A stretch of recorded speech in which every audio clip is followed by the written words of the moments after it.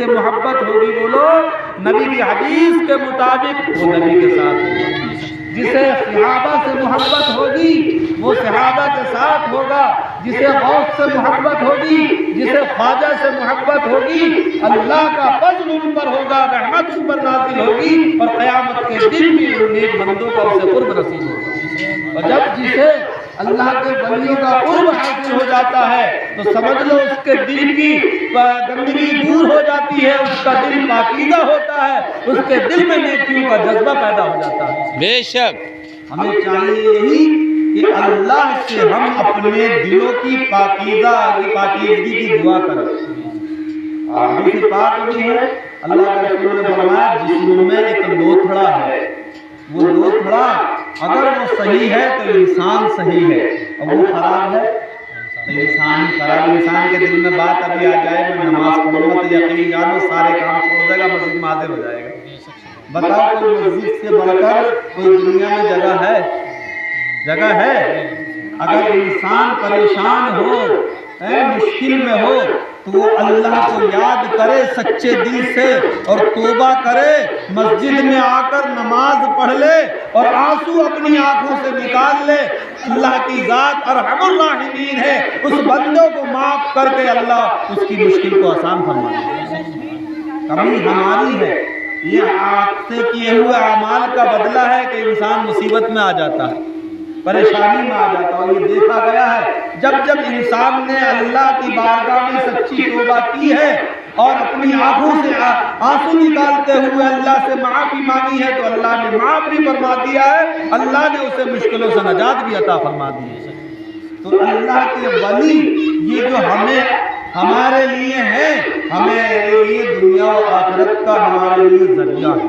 ہمیں چاہیے ہم ان سے سچی محبت رکھیں، ان سے جو ہے ان کا ذکر کرتے رہیں اور ان کی ذکر کی محفلوں میں شامل ہوتے رہیں۔ اور یاد رکھو یہ اللہ کے ولی جس پر نظر ڈالتے ہیں اس کے دل کو اللہ تعالیٰ اپنے محبوب بندے کے صدقے میں پاکیزگی عطا فرما دیتا ہے۔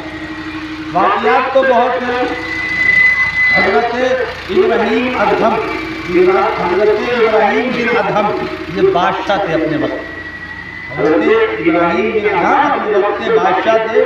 ایک رات سوئے ہوئے تھے اور جب سوئے تو خواب میں دیکھا کہ کچھ فرشتے ہیں وہ جو ہے کچھ لکھ رہے ہیں۔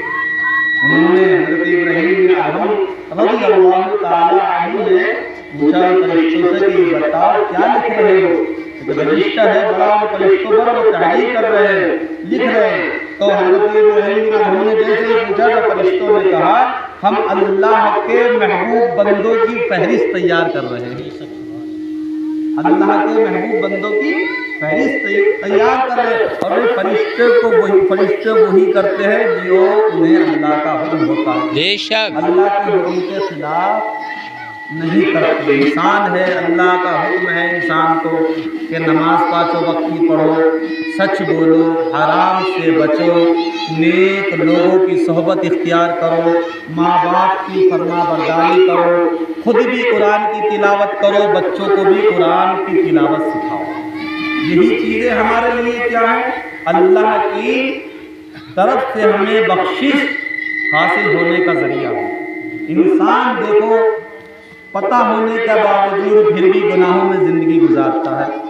انسان کے گناہ فرشتے رب کی بارگاہ میں لے کر جاتے ہیں، جو فرشتے گناہ رب کی بارگاہ میں لے کر جاتے ہیں، اللہ اپنے فرشتوں کے ذریعے اسی بندے تک روزی بھی پہنچاتا ہے، اور سب کچھ اللہ ہی عطا فرماتا ہے۔ وہی مالک حقیقی ہے، جان کا مالک بھی وہی ہے، مال کا مالک بھی وہی ہے، جسے چاہتا ہے عزت دیتا ہے، جسے چاہتا ہے ذلت و رسوائی عطا کرتا ہے۔ یاد رکھو جب اللہ کسی کو ذلیل اور رسوا کرنا چاہتا ہے تو سب سے پہلے وہ اللہ کے ولیوں کا گستاخ بن جاتا ہے۔ اللہ اکبر۔ یاد رکھنا یہ بہت سخت سزا ہے۔